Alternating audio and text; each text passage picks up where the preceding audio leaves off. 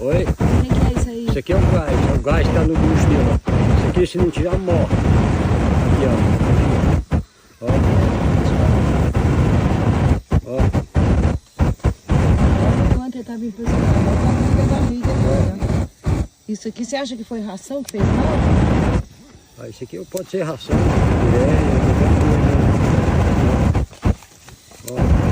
Ó. Se haver entupir, não tá vindo, você pega e faz aqui, ó. Rodeia aqui, o capim foi, né? Que tá entupido aqui dentro aí. Não, o tanque já murchou. E agora se for fogo, pega de novo. Tá saindo gás sem parar? Pega de novo. Sem parar, né? Ah. E se não tirar esse ar, ele morre. Gente. Aqui nós fazemos a massagem nele. E o bucho dele é bem empedrado, viu? É. Não passava essa noite não, né? Tá bem empedrado.